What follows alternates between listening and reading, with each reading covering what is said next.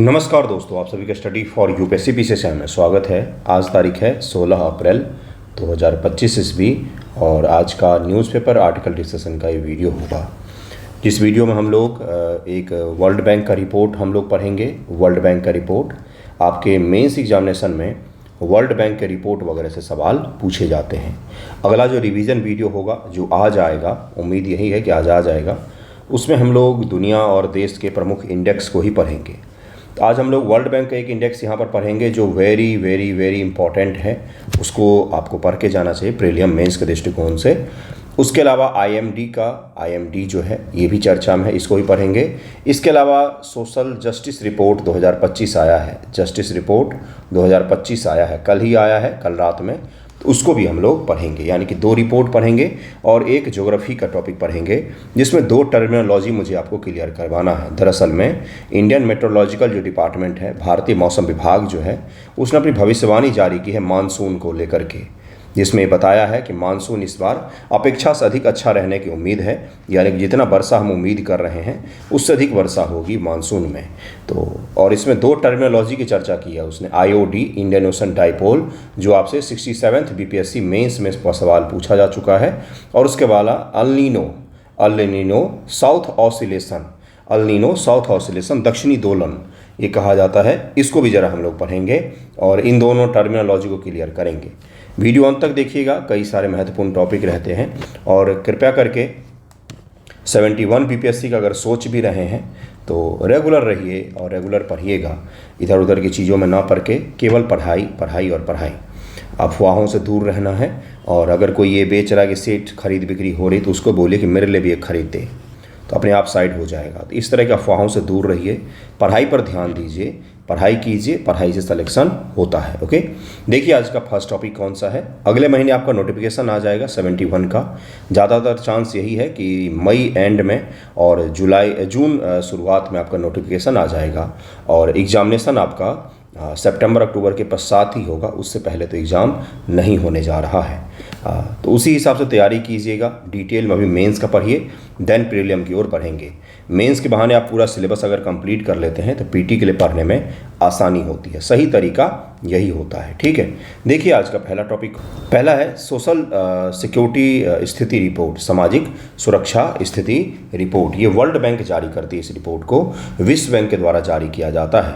विश्व बैंक ने सामाजिक सुरक्षा स्थिति रिपोर्ट 2025 जारी की है। 2025 का रिपोर्ट जारी किया है वर्ल्ड बैंक ने, जिसमें मध्य आय और लीस्ट आय वाले जो देश हैं उनमें 2 अरब व्यक्तियों के पास पर्याप्त सामाजिक सुरक्षा का अभाव है। ये बताया गया है कि सामाजिक सुरक्षा क्या होता है, ये वर्ल्ड बैंक इससे क्यों जुड़ा हुआ है।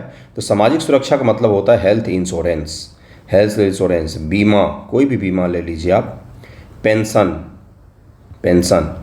ये सब के सब किस में आते हैं, सोशल सिक्योरिटी में आते हैं, सामाजिक सुरक्षा में आते हैं। और ये किसी भी व्यक्ति को अपने जीवन को सुचारू रूप से चलाने के लिए आवश्यक इक्विपमेंट होते हैं जो चाहिए आपको विशेष समय पर किसी भी चीज़ की ज़रूरत पड़ सकती है। जैसे हेल्थ इंश्योरेंस, आजकल के भारत में हेल्थ इंश्योरेंस तो सभी को ही रखना चाहिए, बिना उसके तो रहना ही नहीं चाहिए। अगर आप एक बार बीमार पड़ते हैं, किसी ढंग के हॉस्पिटल में जाएंगे तो आपको गरीब बना सकता है।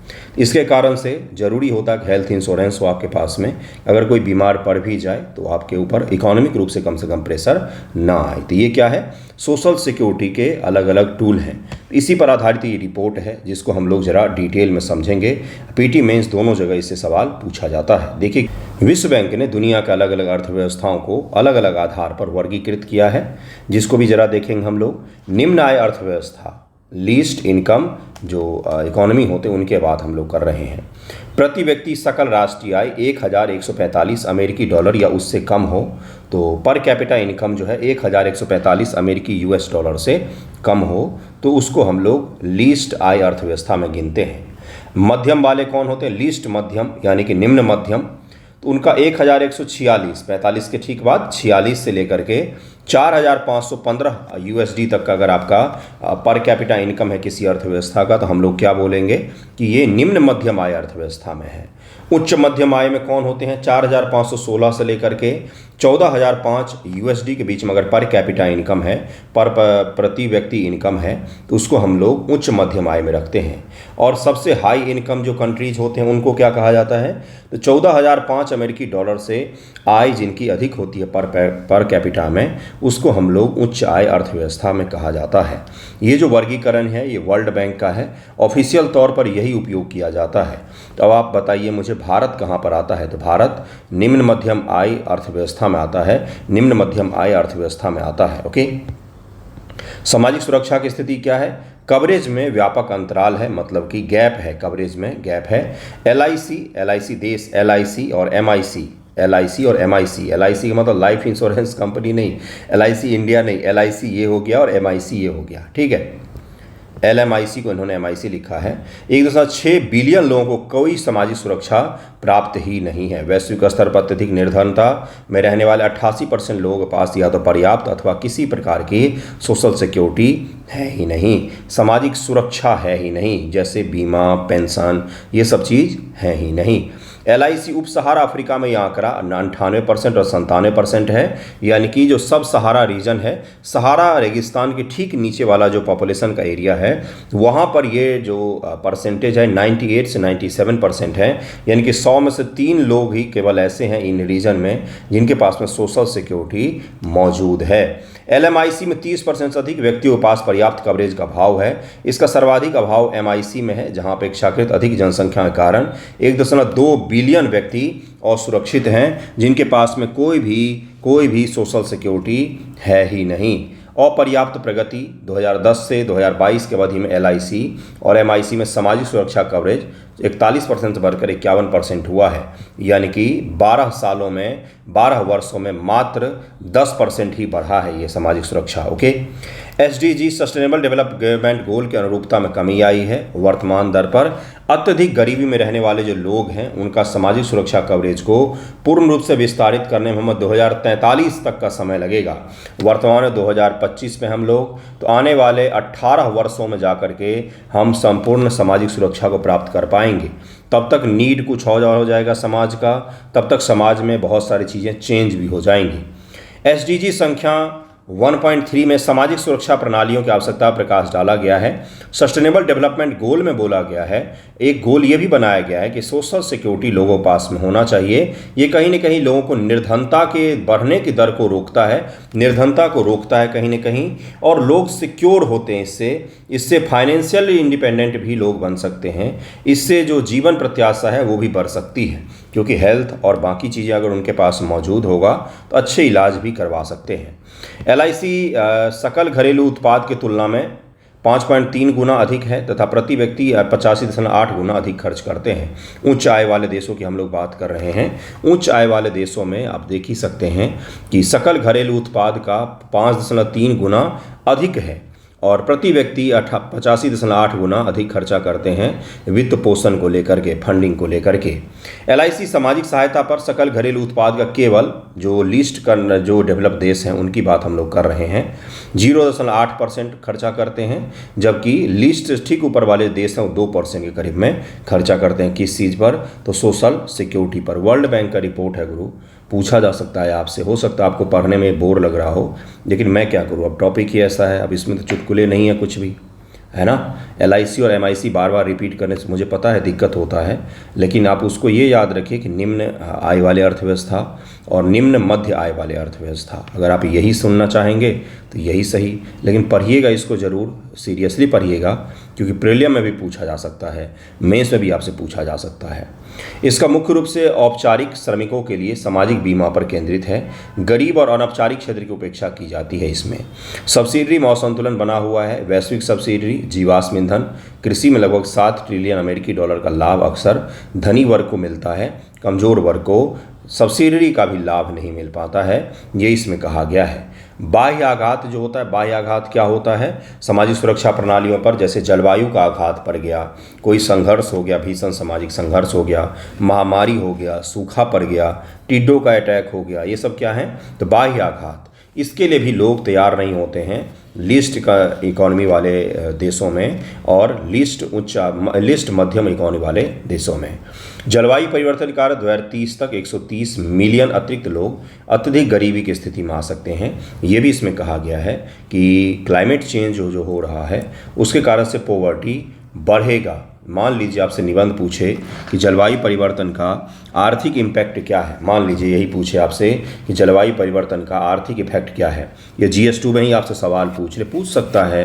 बीपीएससी मेंस में आसान सवाल नहीं आते हैं GS2 के पेपर में, 1 से 2 सवाल बहुत ही कठिन स्तर के होते हैं। आपसे यही पूछ ले तो वहाँ पर आप इस रेफरेंस का उपयोग कर सकते हैं कि वर्ल्ड बैंक का जो सामाजिक सुरक्षा स्थिति रिपोर्ट आया है उसमें बताया गया है कि जलवायु परिवर्तन के कारण 2030 तक 130 मिलियन लोग और भी ज़्यादा गरीब हो सकते हैं। भारत में क्या है स्थिति, तो भारत की स्थिति से ही आपसे सवाल पूछा जाएगा। वर्ल्ड की स्थिति का मैंने आपको थोड़ा सा दे दिया ओवरव्यू। कवरेज ILO की विश्व सामाजिक सुरक्षा रिपोर्ट 24 से 26 के अनुसार भारत का सामाजिक सुरक्षा कवरेज 2021 में 24.4% से बढ़कर के 2 गुना हो गया है, 48.8% हो गया है। 2021 में 24% लोगों के पास मात्र सोशल सिक्योरिटीज़ मौजूद थे। 2024 में 48%, लगभग में हम आधी जनसंख्या तक पहुंच गए हैं। भारत के श्रम और रोजगार मंत्रालय के अनुसार 65% जनसंख्या के कम से कम एक सामाजिक सुरक्षा का योजना के अंतर्गत शामिल हैं, चाहे वो नगद हो, चाहे वो वस्तु के रूप में हो, चाहे वो हम उनको अन्न देते हों, चाहे वो DBT देते हों, लेकिन एक न एक कोई योजना से भारत में लोग जुड़े ही हुए हैं। कितने परसेंट जनसंख्या, तो लगभग में 65% जनसंख्या। सामाजिक सुरक्षा के माध्यम से गरीबी में कमी आई है। अनुमान है कि पिछले दशक में 24.8 करोड़ भारतीय बहुआयामी गरीबी से बाहर निकले हैं। ये वर्ल्ड बैंक का रिपोर्ट है और नीति आयोग इस रिपोर्ट की पुष्टि करता है, जिसके द्वारा ये है कि 24.8 करोड़ लोग भारत में गरीबी से बाहर आए हैं। तो उसमें कहीं न कहीं सामाजिक सुरक्षा वाली जो योजनाएं हैं उसका भी योगदान माना जा रहा है। जैसे आयुष्मान भारत जो योजना है, इसके तहत हेल्थ इंश्योरेंस आपको मिलता है कि 5 महीने 5 मेंबर का 5 लाख तक का इलाज आपको मुफ्त में प्रदान किया जाता है। तो ये कहीं न कहीं सोशल सिक्योरिटी को इंक्रीज करता है। आयुष्मान भारत से भारत में 10 करोड़ परिवार जुड़े हुए, परिवार तो 10 करोड़ ही हैं, लेकिन अगर लाभार्थियों की संख्या देखेंगे तो अप्रॉक्स 40 करोड़ लाभार्थी हैं। तो ये 5 लाख तक का स्वास्थ्य कवरेज देता है। ये भी तो एक तरह से हेल्थ इंश्योरेंस स्कीम ही है। प्रधानमंत्री गरीब कल्याण अन्न योजना, इससे 88 करोड़ के करीब में लोग जुड़े हुए हैं। 80 करोड़ का लोग सरकार का लेटेस्ट आंकड़ा है, दिसंबर 2024 का 80 करोड़ आंकड़ा है, 8 करोड़ कम हो गए, तो कृपया 80 करोड़ ही याद रखिएगा। ई श्रम पोर्टल के जरिए जो श्रमिकों का डेटाबेस है, इसके जरिए 30.68 करोड़ से अधिक पंजीकृत हैं, जिसमें 53.68% महिलाओं के साथ यह समावेशी कवरेज को और भी ज़्यादा बढ़ावा देता है। अटल पेंशन योजना, देखिए पहला था हेल्थ, दूसरा है अन्न, तीसरा क्या है, पेंशन योजना है, तीसरा है पेंशन स्कीम, अटल पेंशन योजना। इसके लिए इसको भी बनाया गया था। ये सवाल पूछा गया है बीपीएससी प्रीलियम में, शायद यूपीएससी प्रीलियम में पूछा गया है अटल पेंशन योजना के बारे में, जिसमें क्या होता है ना, 18 वर्ष की उम्र में आप इस योजना में प्रवेश कर सकते हैं, या 18, 19, 40 तक की उम्र में आप प्रवेश कर सकते हैं। हर महीने कुछ ना कुछ आपको कंट्रीब्यूट करना पड़ेगा। आप छोटे छोटे कंट्रीब्यूशन के जरिए जब आप रिटायर होंगे, जब आप 65 वर्ष की उम्र को पार करेंगे, 60 वर्ष की उम्र को पार करेंगे, तो आपको एक निश्चित अमाउंट जो कम से कम 3,000 रुपया होगा, कम से कम 3,000 रुपया होगा, आपको पेंशन के रूप में मिलना शुरू हो जाएगा। बशर्ते कि आप सरकारी कर्मचारी नहीं हैं, तब जाके आप इस योजना के लिए क्या होते हैं, तो आप इसमें भाग ले सकते हैं। और ये मुख्य रूप से गरीब और अनौपचारिक क्षेत्र में श्रमिक काम करते हैं, जैसे कोई छोटे दुकान पर काम करता है, कहीं कोई फैक्ट्री में काम करता है, जहाँ पर पेंशन का इंतजाम नहीं है, तो जब तक कमाएगा तभी तक खाए वाला जो योजना होता है कि भाई जब तक कमा रहे तभी तक खाओ, उसके बाद किसी पर निर्भर रहना पड़ता है, तो उसको कम करने के लिए अटल पेंशन योजना लॉन्च किया गया था। ठीक है, इसमें भी लगभग में 7.5 करोड़ लोग हैं। भारत की सामाजिक सुरक्षा प्रणाली के समक्ष प्रमुख चुनौतियां क्या हैं? भारत में जो सोशल सिक्योरिटी मिलता है उसके समक्ष चुनौतियां क्या क्या हैं? तो कल्याण बोर्ड, श्रमिक कल्याण बोर्ड अप्रभावी रहे हैं। उदाहरण के लिए निर्माण श्रमिक कल्याण उपकर में 70,000 करोड़ से अधिक अप्रयुक्त रह गए। भारत के नियंत्रण महालेखा परीक्षक रिपोर्ट है कि 70,000 करोड़ रुपये से ज़्यादा पैसा आपने खर्च ही नहीं किया, श्रमिकों पर खर्च करना था जो आपने किया ही नहीं। सीमित राजकोषीय क्षमता, भारत में सामाजिक सुरक्षा स्वास्थ्य को छोड़कर भारत के सकल घरेलू उत्पाद का 5% मात्र खर्चा किया जाता है, जबकि विश्व में यह 13% तक है। हम सोशल सिक्योरिटी पर अधिक खर्चा ही नहीं करते हैं। तकनीकी और प्रशासनिक चुनौती, ई श्रम जैसे डिजिटल उपकरणों में काफ़ी संभावनाएं हैं, लेकिन इनमें कम जागरूक और सीमित इंटरनेट पहुंच है, और जो श्रमिक हैं उनको पता ही नहीं है कि उनके लिए कौन कौन सी योजनाएं हैं। जागरूकता है ही नहीं, लिटरेसी भी नहीं है। लिटरेसी का मतलब केवल पढ़ाई लिखाई वाली लिटरेसी नहीं होती है, लिटरेसी का मतलब जागरूकता भी होता है। तो सरकार को जिम्मा उठाना चाहिए था कि मैंने अगर कोई योजना लॉन्च किया है तो सभी तक वो पहुंचे कम से कम, तो वो ही नहीं हो पा रहा है अपने यहाँ पर। 38 करोड़ से ज़्यादा अनौपचारिक श्रमिकों में से केवल 31 करोड़ श्रमिकों का पंजीकरण हुआ है। अभी भी 7 करोड़, ये बहुत बड़ी संख्या है गुरु, बहुत बड़ी संख्या है, छोटे मोटे देश की आबादी है। इतने सारे श्रमिकों का हम आज तक पंजीकरण भी नहीं कर पाए हैं। वैश्विक मानकों का विलंबित अनुसमर्थन, भारत ने सामाजिक सुरक्षा न्यूनतम मानक अभिसमय 1952 जैसे ILO अभिसमय का अनुसमर्थन नहीं किया, जिससे सार्वभौमिक मानदंड की दिशा में प्रयास सीमित हो गया। जो दुनिया के प्रमुख समझौते हैं इससे जुड़े हुए, हम उससे नहीं जुड़े हुए हैं, ये भी इसमें कहा गया है। प्रशासनिक चुनौती भी है अपने यहाँ पर सामाजिक सिक्योरिटी को लागू करने में। जनसांख्यिकी बदलाव, भारत की वृद्धि होती जनसंख्या, वृद्ध होती जनसंख्या, पेंशन के लिए और स्वास्थ्य सुविधाएं जो हैं उस पर दबाव पड़ेगा। मतलब पेंशन लेने वालों की संख्या दिन प्रतिदिन बढ़ेगा, और स्वास्थ्य जो ढांचा है उस पर भी दबाव बना हुआ है ऑलरेडी। कभी आप गलती से एम्स के बाहर जाएं या फिर सफदरजंग के बाहर जाएं, राम मनोहर लोहिया हॉस्पिटल के बाहर जाएं, PMCH में चले जाएं, पटना में है तो, दरभंगा में है तो DMCH जा कर के देखें, आपको पता चल जाएगा कि हमारे हेल्थ इंफ्रास्ट्रक्चर की क्या हालत है, सरकारी हॉस्पिटल्स की क्या हालत है। तो हमारे यहाँ पर ऑलरेडी हेल्थ इंफ्रास्ट्रक्चर जो है वो चरमरी अवस्था में ही है, उसमें कोई पोटेंशियल नहीं बचा है। अब देखने से आपको यही प्रतीत होगा, लोग कचरे के जैसे पड़े होते हैं गेट के पास में, बाहर, इतनी गर्मी में, धूप में, बरसात में, ठंड में, हर मौसम में। तो हेल्थ इंफ्रास्ट्रक्चर पर और भी ज़्यादा दबाव बनेगा ही, क्योंकि नए इंफ्रास्ट्रक्चर बहुत कम बनाए गए हैं, और जो बनाए भी गए हैं तो क्वालिटी डिलीवर नहीं करते हैं अभी भी। ओके, नेक्स्ट देखिए क्या है, सामाजिक सुरक्षा कवरेज को प्रभावी ढंग से विस्तारित करने के लिए देश कौन सी रणनीति को अपना रहे हैं। भारत ILO कन्वेंशन संख्या 102 के अनुरूप, मान लीजिए यही पूछ ले आपसे, एक बार UPSC ने PT में पूछा था कि UN का ये कन्वेंशन इतना नंबर का क्या है, हाल ही में चर्चा में रहा है, तो चर्चा में था तो पूछ लिया गया था। ILO कन्वेंशन संख्या 102 के अनुरूप आय सुरक्षा, स्वास्थ्य देखभाल, मातृत्व, दिव्यांगता और पेंशन पर न्यूनतम गारंटी अपनाना है। ये भारत को अपनाना है ILO की संख्या 102 के अनुसार से। आधार, ई श्रम, राज्य कल्याण डेटाबेस से डेटा को सुसंगत बनाने के लिए भारत सरकार प्रयास भी कर रही है, और धीरे धीरे करके इसे बढ़ा भी। इसके साथ साथ भारत सरकार ने हेल्थ को लेकर कई सारी योजनाएं लॉन्च की हैं। अटल पेंशन योजना पेंशन को लेकर के है, अन्न देने को लेकर प्रधानमंत्री जो गरीब कल्याण योजना है वो भी चलाया जा रहा है। आवास के लिए भी भारत में योजना है, पेयजल के लिए भी योजना है, एजुकेशन से जुड़ी हुई भी योजनाएं मौजूद हैं। नेक्स्ट टॉपिक देखिए क्या है, नेक्स्ट टॉपिक है कि एवं नॉर्मल रेन लाइकली। इसमें कहा गया है IMD के द्वारा कि अनुमान से ज़्यादा इस बार बारिश हो सकती है, अनुमान से ज़्यादा गर्मी भी होगी, अनुमान से ज़्यादा बारिश भी होगी। IMD का पूर्वानुमान, भारतीय मौसम विभाग ने अनुमान लगाया कि इस वर्ष मानसून सीजन में सामान्य से अधिक बारिश होगी। कभी आपने सोचा है कि क्यों पहले प्रेडिक्शंस जारी किए जाते हैं भारतीय मौसम विभाग के द्वारा? तो इसलिए जारी किए जाते हैं क्योंकि भारतीय बजट को, भारत सरकार के बजट को मानसून का जुआ कहा जाता है।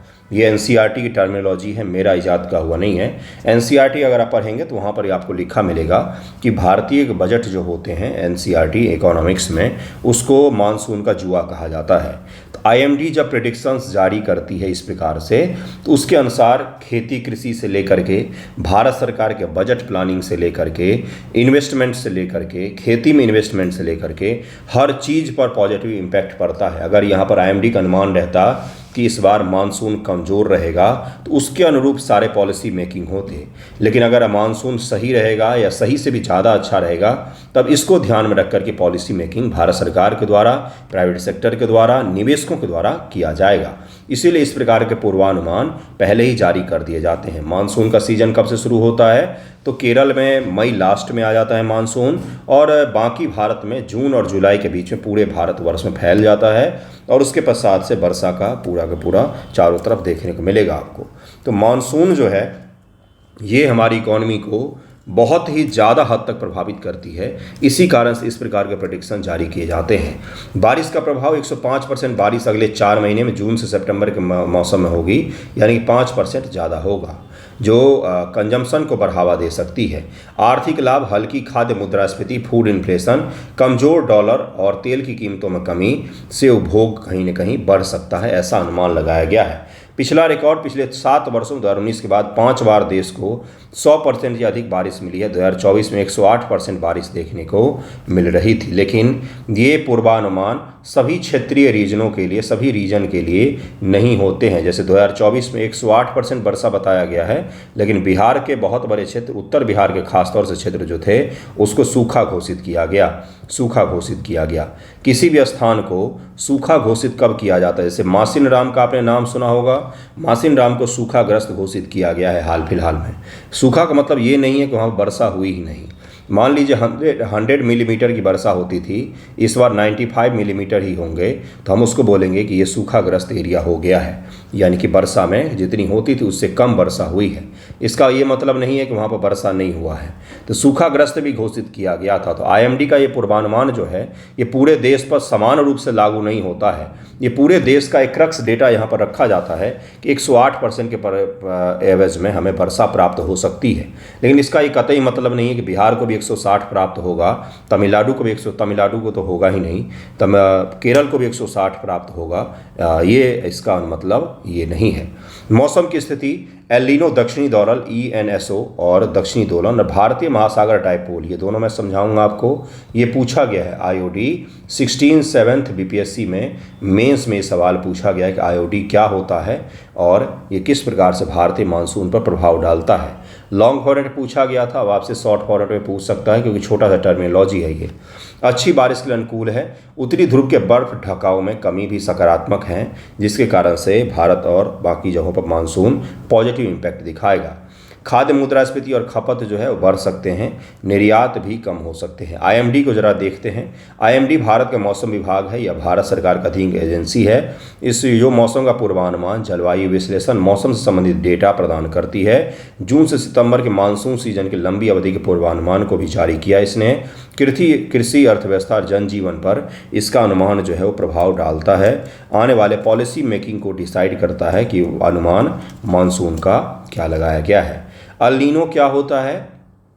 सबसे सामान्य अर्थों में हम लोग समझेंगे, प्रशांत महासागर है, प्रशांत महासागर है, इसके दोनों तट हैं, दोनों तट के बीच में जल के टेम्परेचर कभी कम कभी ज़्यादा होते रहते हैं। तो ये जो कम ज़्यादा हो रहा है, इसको दोलन के तौर पर देखेंगे तो साउथ ऑसिलेशन दोलन, डिटेल में समझाऊंगा मैं कभी। फिलहाल अल नीनो को समझिए कि क्या होता है। तो ये तटों में परिवर्तन होते हैं तापमान में, इसी को अल नीनो कहा जाता है। अल नीनो एक प्राकृतिक जलवायु घटना है जो प्रशांत महासागर में समुद्र सतह के तापमान और वायु परिसंचरण में होने वाले परिवर्तन को दर्शाता है। जहाँ पर तापमान ज़्यादा होगा वहाँ पर क्या होगा भाई? मान लीजिए पानी का तापमान ज़्यादा है, पानी का तापमान ज़्यादा होने से क्या होगा? पानी यहाँ से बाहर की तरफ में चलती है, जिसके कारण हवाएं भी कई बार चलती हैं, हवाओं को भी प्रभावित करते हैं। यहाँ पर लो प्रेशर बनेगा, कहीं पर हाई प्रेशर बना है तो हाई से लो करके तो लो की तरफ में एयर चलते हैं, और इसी प्रकार से जल जो है वो गर्म से ठंडा की ओर बहना शुरू हो जाता है, क्योंकि फैलाव शुरू होता है। देखिए यहाँ पर ध्यान से, वायु परिसंचरण होने वाले परिवर्तनों को दर्शाती है, 3 चरणों विभाजित होता है, एल नीनो, ला नीना और तटस्थ। तटस्थ का मतलब होता है न्यूट्रल, कुछ भी नहीं है परिघटना। एल नीनो का मतलब होता है अल नीनो का मतलब होता है कि मानसून को निगेटिव इम्पैक्ट डालेंगे, और ला नीना का मतलब होता है कि मानसून पर पॉजिटिव इम्पैक्ट डालेंगे। ये लैटिन भाषा के शब्द हैं, इसीलिए इतना बच्चे इसमें कन्फ्यूज होते हैं। अल नीनो की जगह पर मैं बोल देता ठंडा तापमान, बात खत्म। ला नीना की जगह पर मैं बोलता गर्म तापमान, याद रखने में आसानी होता। लेकिन चूंकि ये लैटिन वर्ड हैं इसलिए बच्चे कंफ्यूज होते हैं कि अल नीनो, ला नीना कुछ सुना ही नहीं लग रहा है, कुछ कनेक्ट ही नहीं कर पाते क्या है ये। अल नीनो जब प्रशांत महासागर के मध्य पूर्व हिस्से दक्षिण अमेरिकी तट के पास में समुद्र में तापमान सामान्य से अधिक गर्म हो जाता है, इसे अल नीनो कहा जाता है। अगर एक तरफ गर्म होगा तो दूसरी तरफ पानी का टेम्परेचर कम हो जाता है, ठीक है, जिसके कारण से मानसून कमज़ोर हो जाता है। इसे अल नीनो कहते हैं। यह भारतीय मौसम पर प्रतिकूल प्रभाव डाल सकता है, जिससे बारिश कम हो सकती है। इसके कारण से बारिश कम हो जाती है, क्योंकि प्रशांत महासागर का जो दूसरा किनारा है जो हिंद महासागर प्रशांत महासागर के बीच का एरिया है, वहाँ पर पानी का टेम्परेचर बढ़ जाता है, जिसके कारण से क्या होता है, मानसून कमज़ोर हो जाता है। पानी का टेम्परेचर कम हो जाता है, जिसके कारण से मानसून कमज़ोर हो जाता है। एक तरफ पानी का टेम्परेचर बढ़ गया है चिली के तट के पास में, तो अपोजिट साइड में पानी का टेम्परेचर कम हो जाएगा। अब यहाँ पर जब बढ़ जाएगा तो यहाँ पर कम हो जाएगा, तो यहाँ पर तापमान बढ़ने से मानसून पर में पॉजिटिव इफेक्ट पड़ता है, मानसून मजबूत होता है, जिसको ला नीना कहा जाता है। देखिए जरा क्या है।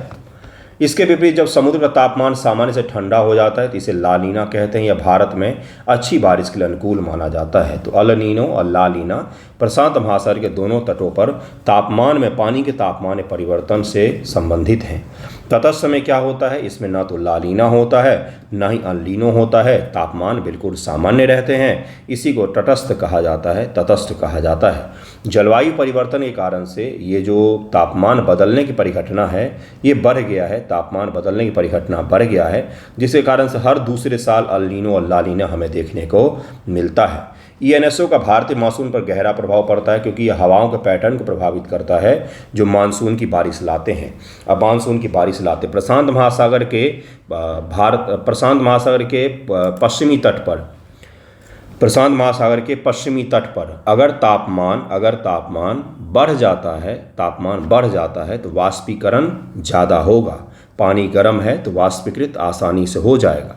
वाष्पीकृत आसानी से होने से हवाओं में ह्यूमिडिटी बढ़ जाएगा, हवाओं में आर्द्रता बढ़ जाएगा। हवाओं में आर्द्रता बढ़ने से बारिश अच्छी होगी, हवाओं में आर्द्रता बढ़ने से बारिश अच्छी होगी। वहीं पर अगर तापमान कम हो जाता है, पानी ठंडा हो जाएगा। पानी ठंडा होने से वाष्पीकृत आसानी से नहीं होगा, वाष्पीकृत आसानी से नहीं होने से पानी में आर्द्रता कम हो जाएगी। पानी में आर्द्रता कम होने से मानसून कमज़ोर हो जाएगा। इतना ही सिंपल है, तापमान का बस खेल है और आर्द्रता का खेल है। हवाएं जो हैं वही हैं जो मुख्य कारक हैं मानसून के। हवाएं ही अपने साथ आर्द्रता लाती हैं और फिर वर्षा होती है। अगर हवाओं में आर्द्रता ज़्यादा है, अगला टॉपिक भी आर्द्रता से ही संबंधित है। अगर हवाओं में आर्द्रता अधिक है तो अधिक वर्षा होगी, अगर हवाओं में आर्द्रता कम है तो कम वर्षा होगी। इतना ही सिंपल है। अब IOD क्या है? डाइपोल का मतलब होता है दो ध्रुव। इंडियन ओशन दो ही ध्रुव कहा जाता है। ये भारत है हिंद महासागर में, ये पूरा हिंद महासागर का एरिया है। यहाँ पर दो पोल हैं, एक पोल ये है, एक पोल ये है। इसको पॉजिटिव तो इसको निगेटिव, इसको पॉजिटिव तो इसको निगेटिव मान करके चलिएगा। इसी को कहा जाता है इंडियन ओशियन डाइपोल। अब ये क्या है भाई? प्राकृतिक घटना है, एक प्राकृतिक घटना है। कभी इंडियन ओशन में पश्चिमी जो भाग है इसका तापमान अधिक हो जाता है तो कभी पूर्वी भाग का तापमान अधिक हो जाता है। जब पश्चिमी भाग का तापमान अधिक होगा तो पूर्वी भाग का तापमान कम हो जाएगा, और जब पूर्वी भाग का तापमान अधिक होगा तो पश्चिमी भाग का तापमान कम हो जाएगा। इसी को डाइपोल कह दिया जाता है। इंडियन ओशन में दो ध्रुव बनते हैं, प्राकृतिक रूप से बनते हैं, प्राकृतिक रूप से बनते हैं। तापमानों का दो ध्रुव है, तापमान परिवर्तन का दो ध्रुव है, तापमान परिवर्तन का दो ध्रुव है। अब मुझे बताइए, अब मुझे एक चीज़ बस बताइए, आप ही से मैं पूछूंगा, आप कर लेंगे जाएंगे इसको आसानी से। बहुत आसान टॉपिक है, बस दिमाग लगाने की ज़रूरत है। भारत में मानसून की हवाएं इस प्रकार से आती हैं, इस प्रकार से आती हैं। यहाँ पर अगर जल का तापमान कम हो जाए, यानी कि जल ठंडा हो जाए, तो जल ठंडा होने से वाष्पीकरण कठिन होगा, वाष्पीकृत कठिन हो जाएगा, वाष्प नहीं बनेंगे, जल वाष्प नहीं बनेंगे, तो हवाओं में आर्द्रता कम हो जाएगी, हवाओं में आर्द्रता कम हो जाएगी, जिसके कारण से जो भारत में मानसून के लिए हवाएं आ रही हैं उनमें आर्द्रता कम होगी, यानी कि मानसून कमज़ोर हो जाएगा।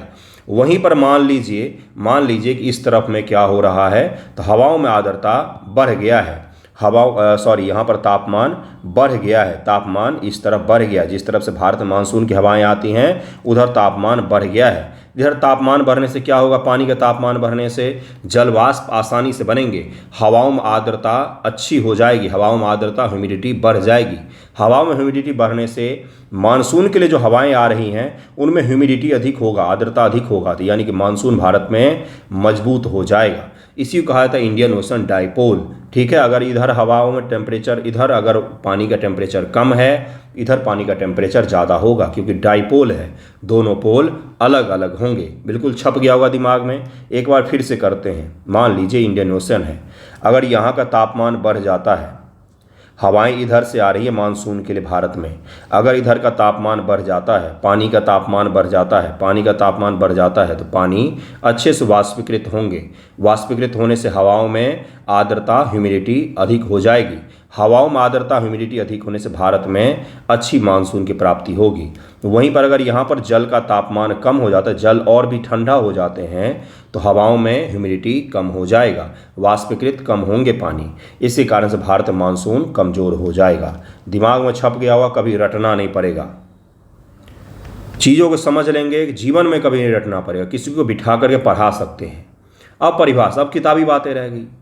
आईओडी भारतीय महासागर में समुद्र सतह के तापमान के अंतर को दर्शाता है। अब तो सारी बातें कहानी है, सारा रटा रटाया दिमाग में समझ में आ गया। अब तो बस भाई पंक्तियाँ हैं यहाँ पर कुछ दो चार जो हमें पढ़ लेना है भाई क्या है। विशेष रूप से अरब सागर और बंगाल की खाड़ी के बीच, वही इंडियन ओशन के दो पोल, ये बीच भारत है, ये अरब सागर हो गया, ये अरब सागर हो गया, ये बंगाल की खाड़ी हो गया। इसी में तापमान परिवर्तन का खेल है सारा, ठीक है। इसे सकारात्मक और नकारात्मक में विभाजित, तटस्थ में विभाजित किया जाता है। कभी ऐसा होता है तापमान कम ज़्यादा हो जाएगा, कभी ऐसा रहेगा बिल्कुल न्यूट्रल है। सकारात्मक आईओडी किसको कहा जाता है, पॉजिटिव आईओडी किसको कहा जाता है। भारत का मैप रखेंगे सामने। जब अरब सागर का तापमान बंगाल की खाड़ी की तुलना में गर्म हो, अरब सागर का तापमान ज़्यादा है, हाई टेम्परेचर है अरब सागर में, हाई टेम्परेचर है अरब सागर में, तापमान ज़्यादा है, तो इसे सकारात्मक आईओडी कहते हैं, क्योंकि इससे मानसून की अच्छी प्राप्ति होगी भारत में। लेकिन ये ऑस्ट्रेलिया के लिए नकारात्मक होगा, क्योंकि ऑस्ट्रेलिया यहाँ पर है और ये जो रीजन है यहाँ पर पानी का तापमान कम हो जाएगा, क्योंकि यहाँ पर ज़्यादा है तो यहाँ पर तापमान कम हो जाएगा, तो ऑस्ट्रेलिया में बारिश कमज़ोर हो जाएगी, क्योंकि ठंडा पानी ऑस्ट्रेलिया का आसपास में बन गया है। इसलिए ऑस्ट्रेलिया में क्या होगा, मानसून कमज़ोर हो जाएगा। यानी कि सकारात्मक आईओडी जो हमारे लिए है वो ऑस्ट्रेलिया के लिए नकारात्मक आईओडी होगा, लेकिन हमारे लिए वो सकारात्मक आईओडी है। यह भारत में अच्छी मानसून बारिश के लिए अनुकूल होता है, क्योंकि यहाँ भारत को हवाओं की ओर मोड़ता है और हवाओं में ह्यूमिडिटी भी बढ़ जाती है। नकारात्मक आईओडी इसके ठीक विपरीत होगा जब बंगाल की खाड़ी गर्म हो जाएगी। बंगाल की खाड़ी में अब तापमान क्या हो गया है, हाई टेम्परेचर बंगाल की खाड़ी में हो गया है, बंगाल की खाड़ी में हो गया है। और जो मानसून मुख्य प्राप्ति होती है भारत को वो केरल वाली हवाओं से होती है, तो इधर तापमान अधिक हो गया, इधर तापमान कम हो गया, पानी ठंडा हो गया है। तब मानसून भारत के लिए कमज़ोर हो जाएगा, इसलिए इसको नकारात्मक आईओडी कहेंगे, नेगेटिव आईओडी कहेंगे। लेकिन ये ऑस्ट्रेलिया को काफ़ी बेनिफिट पहुंचाएगा, वहाँ पर अच्छी वर्षा की प्राप्ति होगी। नकारात्मक आईओडी के विपरीत जब बंगाल की खाड़ी गर्म हो और अरब सागर ठंडा होता है, यह नकारात्मक आईओडी है जो बारिश को कम कर सकता है। तटस्थ चरण जब आईओडी मानसून के लिए ना तो अनुकूल है ना ही प्रतिकूल है, बिल्कुल तटस्थ है, ना तो पॉजिटिव है ना तो निगेटिव है, उसको क्या कहा जाता है, उसको कहा जाता है कि बिल्कुल तटस्थ है भाई, न्यूट्रल आईओडी है। इंडियन ओशियन डाइपोल, भारतीय द्विध्रुवीय डाइपोल कहा जाता है, बस यही है। जो IENSO और आईओडी का संयुक्त प्रभाव जब दोनों तटस्थों हों, जो कि वर्तमान में है, मानसून परिणाम अन्य कारक जैसे हिमानी, ढकाव, वैश्विक हवाओं पर निर्भर करते हैं। ठीक है भाई, ये टॉपिक पूरा समझा ही दिया। सकारात्मक आईओडी लालिना का संयोजन भारत के लिए बहुत अच्छी वर्षा ला सकते हैं। वही नकारात्मक आईओडी भी हो और अलिनो भी हो तो दोनों मानसून को नुकसान पहुंचाते हैं, इससे भारत में मानसून कम हो जाएगा। नेक्स्ट टॉपिक है इंडिया जस्टिस रिपोर्ट 2025। ये डिटेल में है, काफ़ी डिटेल में, इसको ज़रा पढ़ेंगे हम लोग। राज्यों की रैंकिंग को भी देखेंगे। इंडिया जस्टिस रिपोर्ट 2025 जो टाटा ट्रस्ट द्वारा शुरू किया गया एक पहल है। भारत के न्याय वितरण प्रणाली के हमारे यहाँ पर जस्टिस किस प्रकार से होती है उसका एक डिटेल एनालिसिस हमें देती है, उसके बारे में ये रिपोर्ट प्रकाशित होती है। 2019 से इसको प्रकाशित करना शुरू किया गया है, 2019 से प्रकाशित करना शुरू हुआ है। इसमें हम लोग पुलिस, न्यायपालिका, जेल व कानूनी सहायता जैसे 4 प्रमुख स्तंभों के आधार पर क्षमता का मूल्यांकन करते हैं कि भारत की क्षमता किस प्रकार की है, उसका मूल्यांकन इसके द्वारा किया जाता है। प्रमुख निष्कर्ष क्या है, राज्यों की रैंकिंग। कर्नाटक ने लगातार तीसरे वर्ष 18 बड़े और मध्यम आकार के राज्यों में 1 करोड़ से अधिक जनसंख्या में पहला स्थान प्राप्त किया है। यानी कि जस्टिस सबसे अच्छा किस राज्य में मिलता है वर्तमान में, तो कर्नाटक में मिलता है, ऐसा इस रिपोर्ट में कहा गया है। आंध्र प्रदेश ने 2022 से 5वें स्थान से छलांग लगा करके दूसरा स्थान प्राप्त किया है, दूसरे स्थान पर आंध्र प्रदेश है। तेलंगाना तीसरे स्थान पर रहा है, 2019 में 11वें स्थान पर था। केरल और तमिलनाडु शीर्ष 5 में बने रहे हैं, चौथे 5वें पर केरल और तमिलनाडु आए हैं। पश्चिम बंगाल सबसे निचले पायदान पर रहा है, जिसका उदाहरण आप देख सकते हैं मुर्शिदाबाद में जो दंगे हुए हैं। बिल्कुल सरकारी तंत्र ने खुली छूट दे रखी थी, ऐसा सब लोग मानते हैं, ऐसा ही सही है। कई सारे लोगों को पलायन करना पड़ा है। 2025 में अपने देश में दंगों के कारण किसी वर्ग को पलायन करना पड़ता है, और क्या उम्मीद कर सकते हैं ऐसी सरकारों से।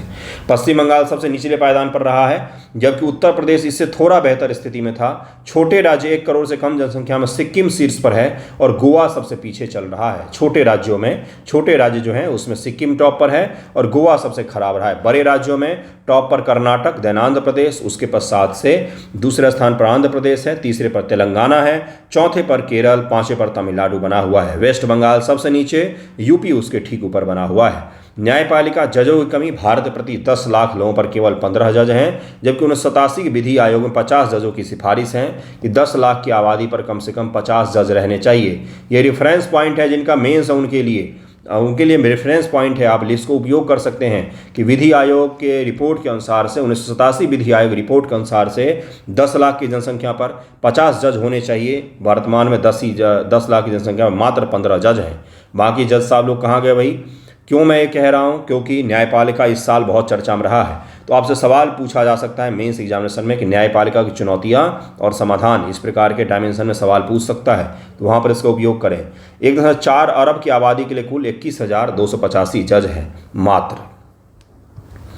रिक्तियाँ कितनी हैं? तो 33% हाई कोर्ट में, जिला अदालतों में 21% पद खाली हैं और युवा यहाँ पर बेचारे सरकारी नौकरी के लिए तरस रहे हैं।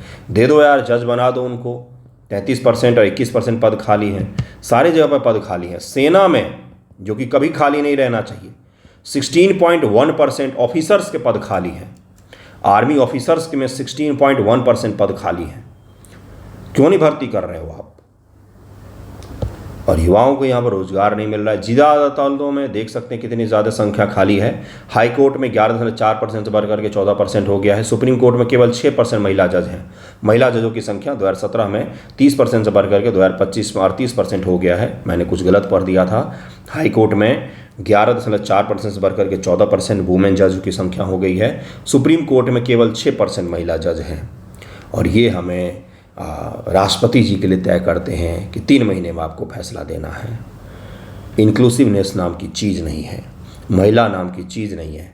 6% महिलाएं हैं, कम से कम 50% तो कर लेते, है ना। और यहाँ पर अगर जातिगत रूप से निकाल लें तो अगला डेटा वही है। जिला अदालतों में 5% जज ST हैं, 14% SC हैं।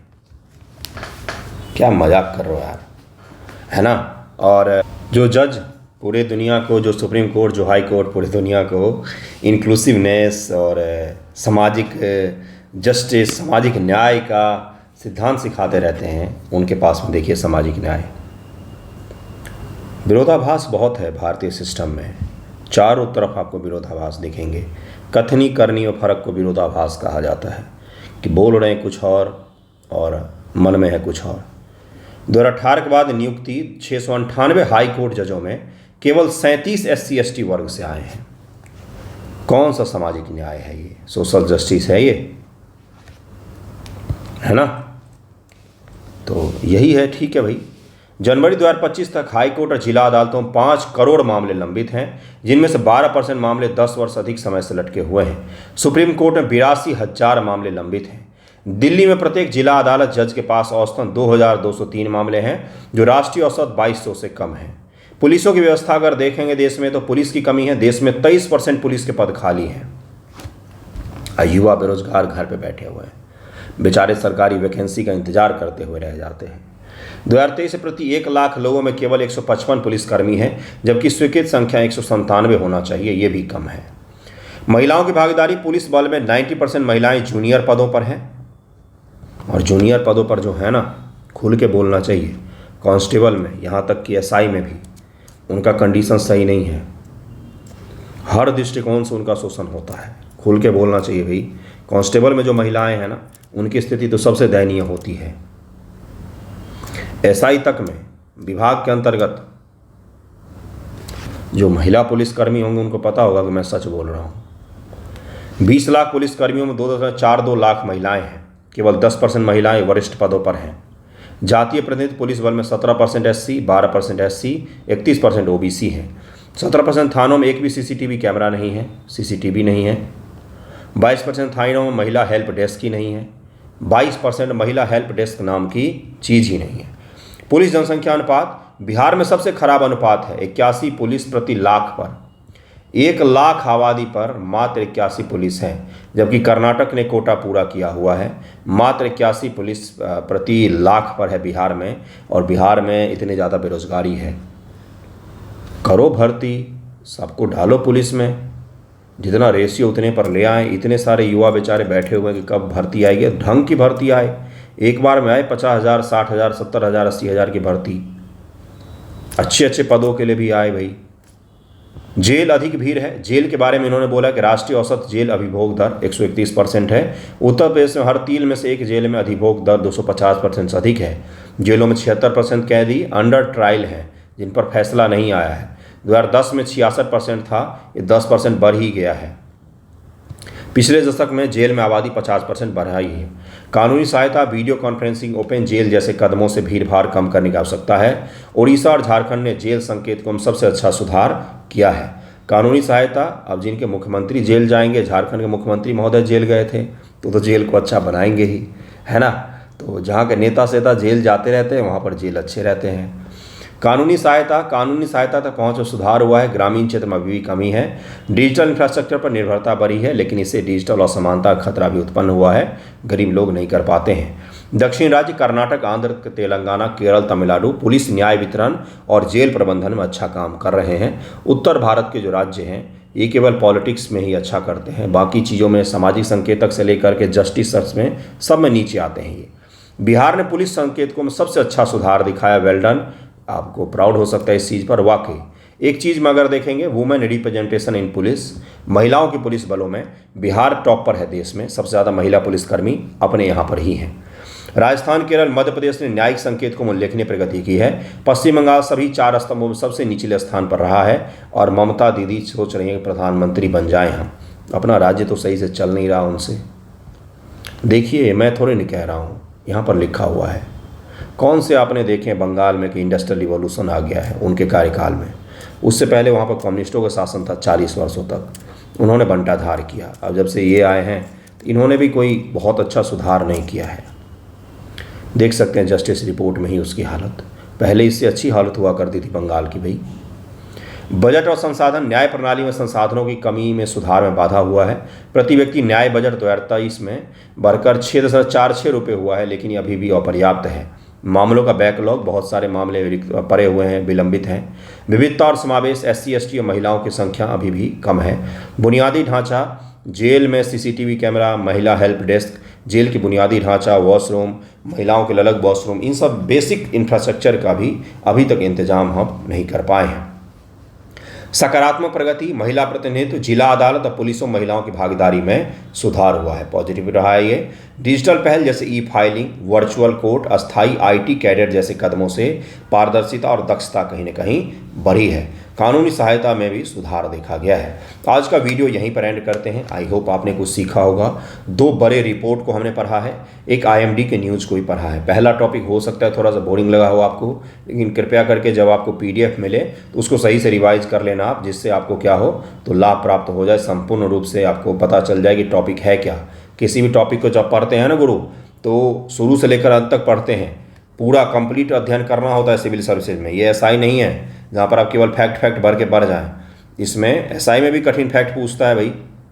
इसमें मेंस एग्जामिनेशन भी होता है। SI में तो ठीक है भाई, ऑब्जेक्टिव आता है, PT मेंस दोनों।